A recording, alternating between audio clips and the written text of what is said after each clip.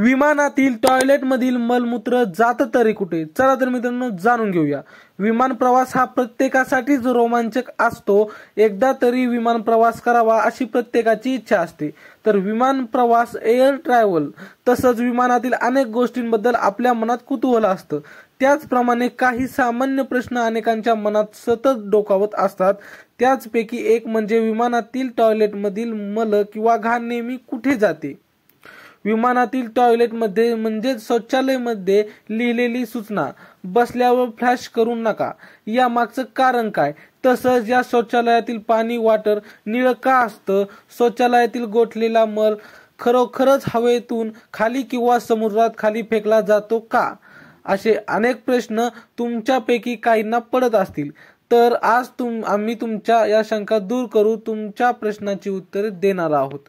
1957 सालमध्ये James Kemper यांनी विमानातील toilet अधिक सोयीचं व्हावं यासाठी व्हॅक्यूम टॉयलेट पेटंटचा शोध लावला।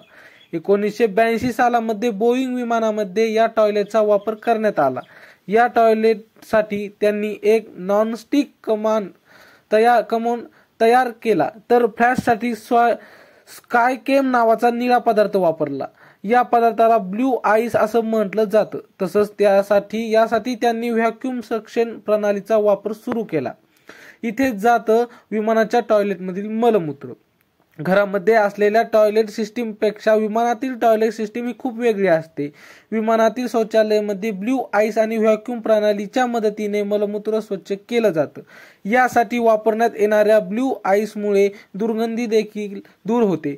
सगळ्यात महत्वाचं म्हणजे जे मलमूत्र आकाशातून खाली टाकलं जात नाही, तर तुम्ही फ्लॅश करताच हे मलमूत्र आणि ब्ल्यू आईसच्या मदतीने स्वच्छ होतं आणि व्हॅक्यूम सक्शनच्या मदतीने विमानातील कार्गो होल्डरच्या बरोबर मागे असलेल्या एका मोठ्या टँकमध्ये जमा होतं।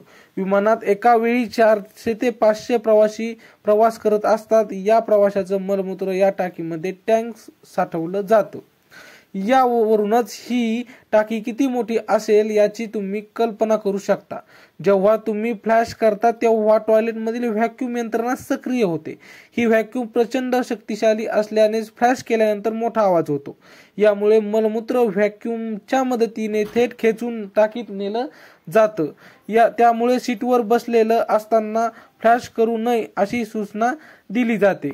विमान लँड झाल्यावर मलमूत्राचं काय केलं जातं? विमानाच्या टाकीत साठलेलं मलमूत्र पायलट किंवा विमानातील कर्मचारी कोणत्याही प्रकारे बाहेर टाकू शकत नाही। विमान लँड झाल्यावरच हा टँक स्वच्छ केला जातो। विमान धावपट्टीवर उतरल्यावर या टँक जवळ एक ट्रक उभा केला जातो। हे ट्रक विमानाला एक रबरी नळी जोडतात। या नळीच्या मदतीने टँकमधील कचरा आणि निळा पदार्थ म्हणजेच ब्ल्यू आईस टँकमध्ये टाकला जातो।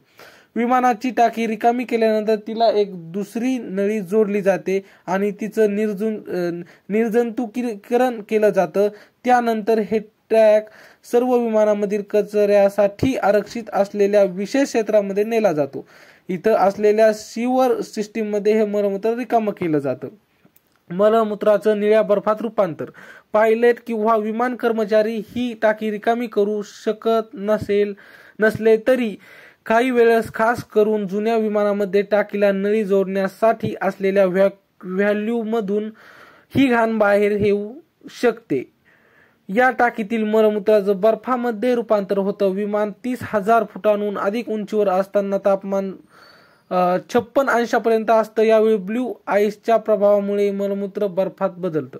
विमान जमिनीवर उतरत असताना या मलमूत्राचं तापमान पुन्हा कमी होऊ लागतं आणि ते वितळू लागतं। अशा वेळी काही वेळेस व्हॅल्यूमधून ही घाण लीक होण्याची शक्यता असते। एकंदर विमानातील मलमूत्र आकाशातून खाली विसर्जित केलं जात नाही। टॉयलेटमधील फ्लॅशमधून येणारा आवाज हा व्हॅक्यूमचा असतो। तर ही छोटीशी माहिती कशी वाटली कमेंटमध्ये नक्की सांगा आणि तुम्ही विमान प्रवास केलेला आहे का हे पण सांगा। भेटूया अशाच नवीन व्हिडिओ साठी, तोपर्यंत चॅनलला सबस्क्राईब नक्की करा। भेटूया पुढच्या व्हिडिओमध्ये, तोपर्यंत धन्यवाद।